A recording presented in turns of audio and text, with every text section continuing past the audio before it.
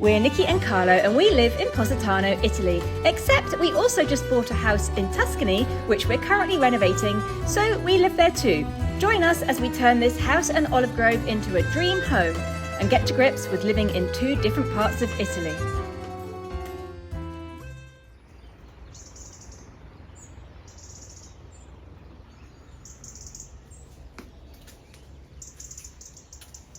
Good morning. Today is finally the day that we start our first ever olive harvest here in Tuscany. We have a couple of people coming around to help. Our neighbour Giovanni, who owns all the land over that side, is a professional olive harvester. And he's going to come around with his son Francesco and they're going to get us going and help us this year. So we know what we're doing. Next year we'll probably do it ourselves, but he's got all the equipment and we don't. We have, however, borrowed one of these. This is, I have no idea what it's called actually. It's an olive harvesting vibrating rake thing. And this is what we're going to use to get the olives out of the tree. It shakes them all out and it plugs in with a I don't think I can lift this. There's a big battery and cables and an extension lead, and so you carry that around with you from tree to tree and it'll shake all of the olives out of the tree. Now we should have organised more help, and in fact next year we are going to make sure that we have a lovely group of people coming to help us with the olive harvest. Maybe we should sell tickets, but this year we didn't think to do that in time. In fact, I had my friends come around last week who wanted to help with the olive harvest, but they didn't realise that we had to do it on a certain date which was organised by Giovanni and not by us, so unfortunately they weren't here to help us. And just by a few days, unfortunately. So Maria and Lorenzo are going to come over this morning and give us a hand. But other than that, I think it's just going to be Giovanni, Francesco, me and Carlo. And we've got about 70 trees to get through on the main land. And then where Carlo's been digging down in the woods, there's some terraces with some older olive trees, but I don't think we're going to harvest those ones this year. So we've got about 70 trees to get through. I have no idea how long it's going to take. But Giovanni should be here any minute and then we can get started. I also have to cook lunch for everybody, so I'm going to have to pop into the village or down to the supermarket and get some food. Just some ingredients. I've got nearly everything. I think I'm going to do a caporalessa pasta because it's just easy and Marie's vegetarian, so it's got to be suitable for everybody. I've got all of the ingredients here except for melanzane, eggplant. So I've got mozzarella, I've got olives, I've got capers. Actually need some more of them. A big tin of tomato sauce and some bucatini pasta. I'm pretty sure I have shown this recipe more than once already, so I'm not gonna go through the details, but it is in my little recipe book, the Positano Diaries, on page 22. And you can get that, there's a link in the description box below the video or from the Positano Diaries website.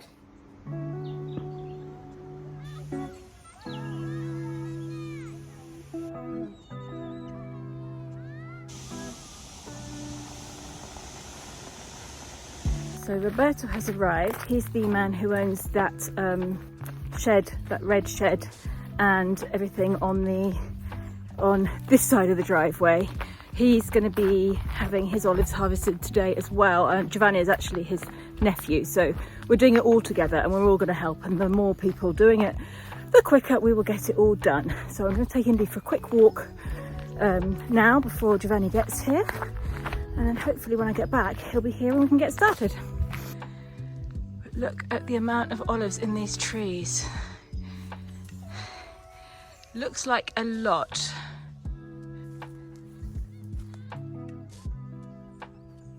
Indy, get the ball, get it. She wants to take her ball on a walk, and then halfway along the walk she gets fed up with it and leaves it, and then I have to carry it. Excuse me, Miss Indy, what about your ball? Can you take your ball, please? Take your ball. Thank you. Oh, we've lost it already. Oh, did that last week as well. Well, we left at this rate. Where has it gone? Get the ball. Where did you put it? There it is. Carry it. Take it. Good girl.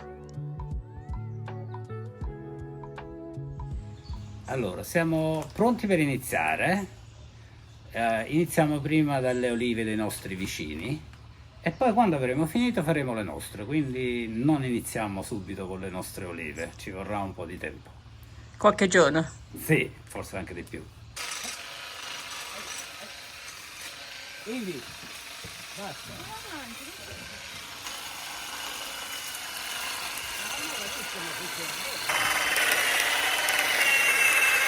Che pensi?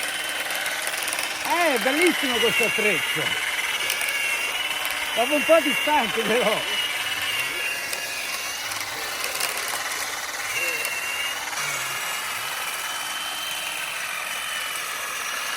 You always need protective goggles. Non sono sicuro che si è sentito, lo vuoi ridire? Supposed to need protective goggles. The others go pinging off everywhere.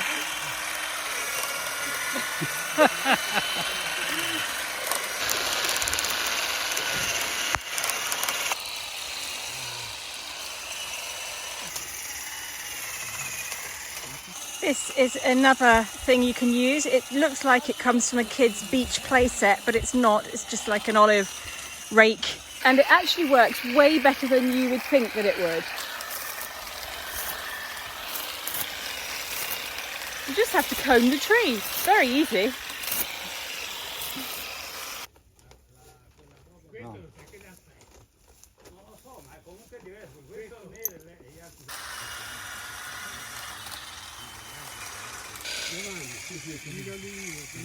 Allora, la resa delle olive quest'anno è un po' bassa, diciamo che praticamente su un quintale d'olivo si fa tra il 7 e il 10%, significa che si fanno tra i 7 e i 10 litri di olio per ogni 100 kg di olive.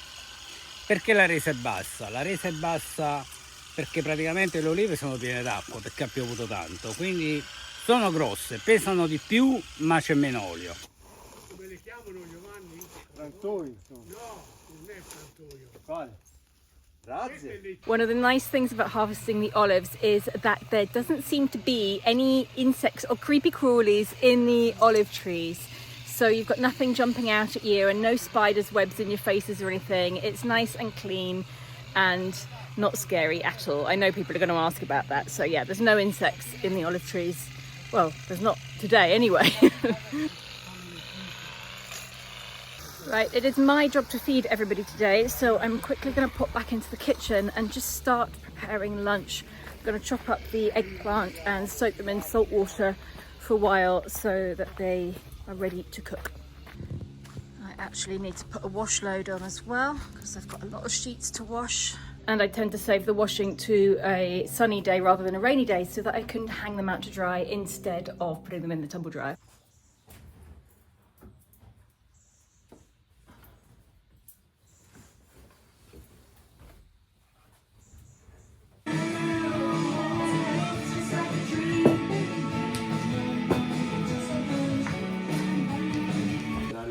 Oh, I didn't record. Marie and Lorenzo have arrived. Pochi fiori però. But I think we made a little bit of we should have gone and done a hike first up in the village. Yeah. Okay, so basically that is partially cooked. It's going to go in the oven, and when it is time to eat, I will cook it for 20 minutes beforehand to crisp up the pasta on top and melt the cheese. Wow. They have been busy while I've been cooking.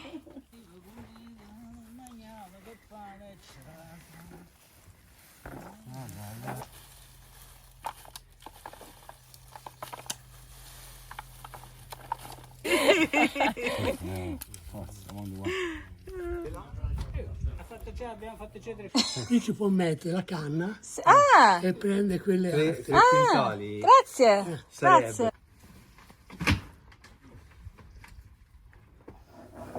So a bit of real life for you. Giovanni's aunt has also cooked lunch for them, so they now have lunch here and lunch at the aunt's house, and they don't know what to do with themselves. So I think they're going to go and eat with the aunt. I'm not sure actually. But anyway, I've made enough for 8 people. And if we don't eat it all today, we'll have the same thing again for lunch tomorrow because it'll all last. But yes, everybody had very crossed wires and nobody communicated well, and everybody has cooked lunch. So 15 minutes in the oven and 5 minutes under the grill, so it's nice and crunchy on top. Yummy? Yummy. Yummy.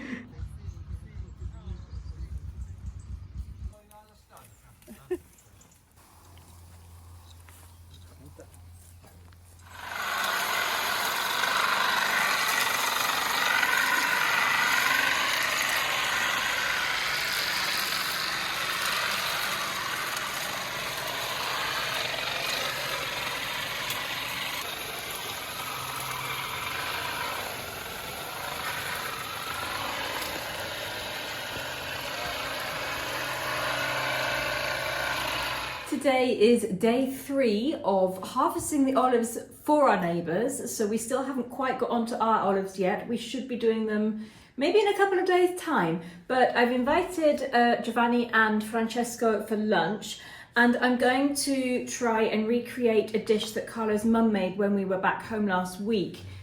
Back in Positano last week.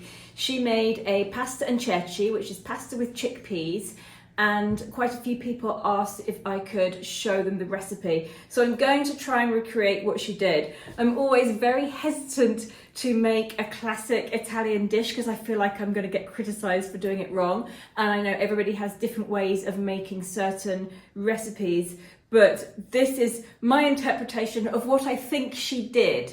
So there's no point me calling her to ask her what she did because she won't remember by now. So I'm just gonna do it as I know how to do it and show you. Also, this is a really versatile recipe. So you can replace the chickpeas in this recipe with lentils, with beans, with vegetables. You can put what you want in it. It's a really good base for a pasta dish. Also, look what we have here. This is not fruit juice. This is olive oil. This is, now let me see if I can get this right. This is the olive oil from when we were picking with my friends from England a couple of weeks ago. This was pressed about 5 or 6 days ago. This is the olive oil that we did yesterday. These are the olives that we picked yesterday and they were pressed last night. So we're going to taste these at lunchtime, and we also have a bottle of Michele's olive oil from Positano, which Carlo helped him do a few weeks ago. So we're going to taste them all and see. This is going to be our first taste of the olive oil from our olives. And although this is our neighbour's olives, it's literally the other side of our driveway. So I'm sure it's going to be very similar, but we haven't tasted it yet. So I'm very excited to open this. So first of all, we need to chop up a carrot, a piece of celery, and some onion.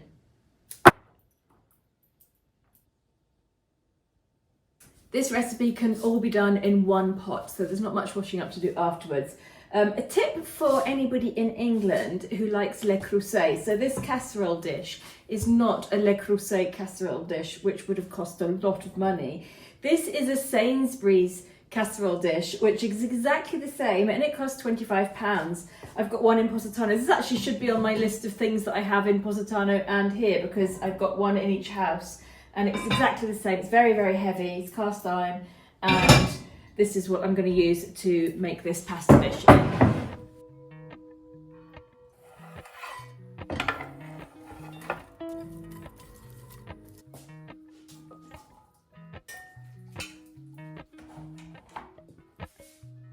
Appalachian sunrise meets my skin.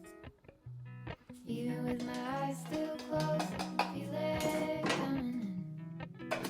Golden, I'll follow only golden. There are various types of pasta I could use with this dish, including pasta mista, which is a mixed pasta, which would be my #1 choice. I've seen some recipes where they use tagliatelle.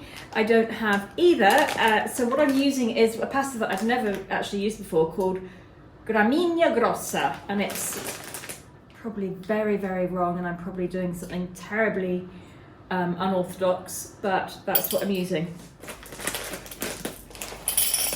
Italians are quite specific about what pasta goes with what ingredients, so I could be making a terrible mistake here. So I normally measure 100 grams per person, and I eat a bit less. Non nessun commento sulla pasta perché è quella che ce l'ho. Come vedi? No, quella è la migliore, la gremigna. Ok, questo non l'ho mai visto. No, la gremigna. Quella è quella da minestra di fagioli, minestra di ceci. Ah, ok, allora va bene. Golden things. Golden. I'll follow only golden.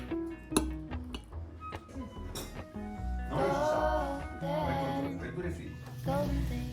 We started harvesting the neighbour's olives on Monday morning. It is now Thursday at midday and we've just finished all of theirs and we're just about to start ours. And we're starting down here. It made me laugh the other day. I put up a Instagram story where I was collecting olives with the rake thing and they were pinging off and hitting me. And the internet, or in the comments, the internet would have me wearing safety goggles and a hard hat and possibly also carrying a rifle in case I suddenly get attacked by a wild boar. But this is Italy and we don't do anything safety-wise the way that other people do. So I've got my sunglasses and my cap on and that will have to do. And my gloves. No rifle. And I'm going to start here. Look at all of these olives. They're still very green. Let's pick the first of our olives of the first of our harvest 2024.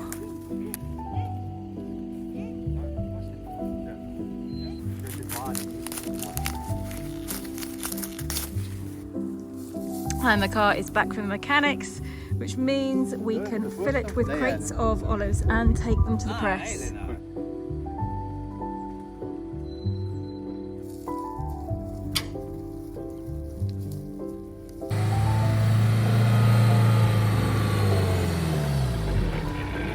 Ce l'hai fatto?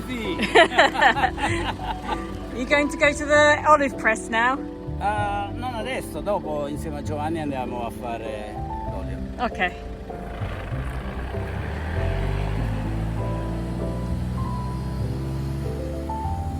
Okay, so this is how many olives I've just got off one tree. Picking by hand and using the vibrating rake thing.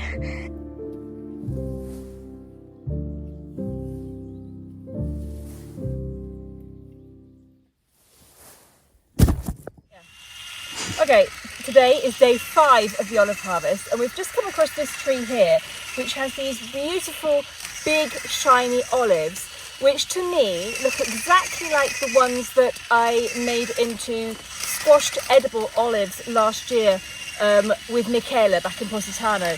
So we're going to put some of these in a separate crate and sort them out, and I'm going to try and squash my own olives because they are the best olives. So we're going to give it a go. Whether it'll work or not, I don't know, but we'll do like 2 or 3 jars worth and see if we can make our own squashed olives.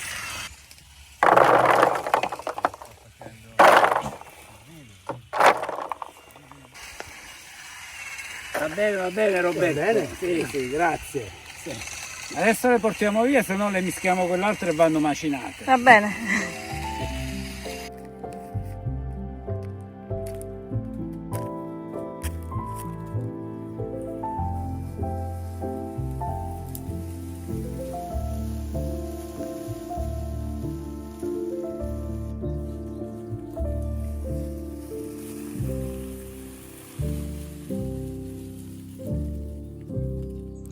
Don't know why, but I want to harvest one olive tree all by myself and see how many olives, not going to count the olives, but how many crates I do. So I've chosen one in the garden and I've been waiting to do these ones for ages because they're really full of olives. So I'm really curious to see how many.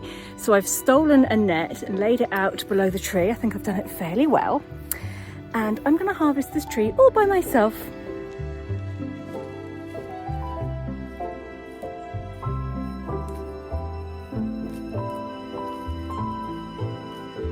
This is how many olives I got off this one tree. Now let's put them in crates and see how many, but I think that's quite a lot.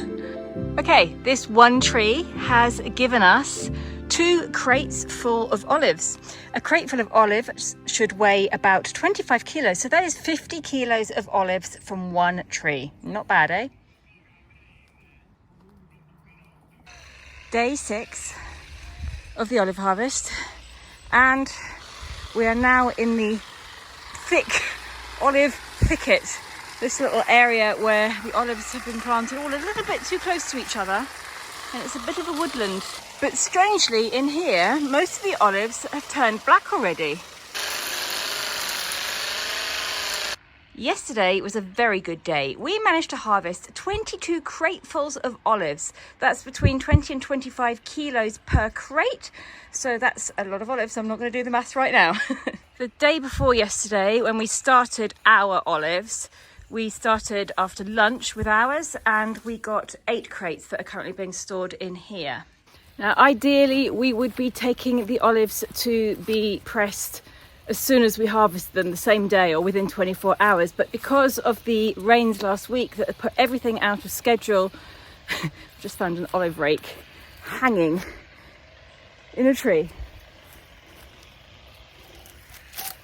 We had to get a new appointment because our appointment was actually for last Monday, and we didn't have any olives last Monday, so we had to give that appointment to somebody else, and we had to rebook for this Monday. So unfortunately our olives are going to sit for a couple of days before we can take them to be harvested, but I'm sure it'll be okay.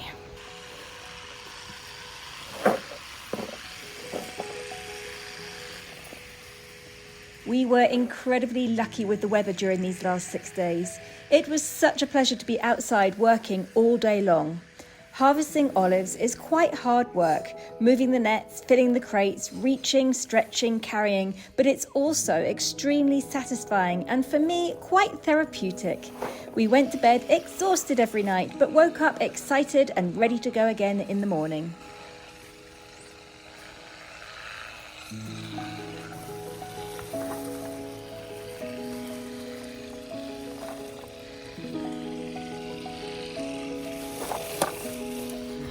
We have run out of crates to put the olives in, and Carlo's been around all the shops locally that sell them, and they've all sold out this morning. So we're going to go and borrow some from one of our neighbours who's got loads apparently.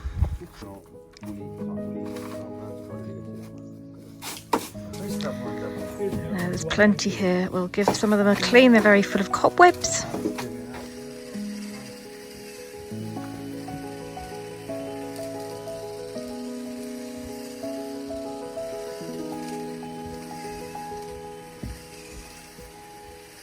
The most difficult tree to do is the one by the pool, because it's got the pool one side and it's got a big drop off the other side.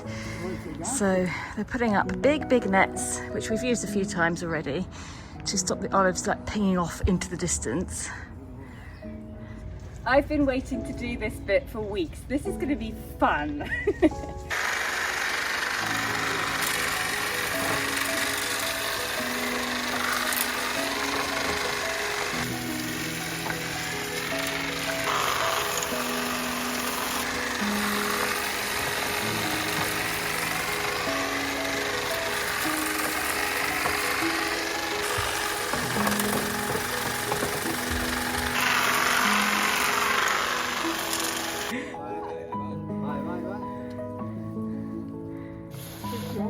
Sì.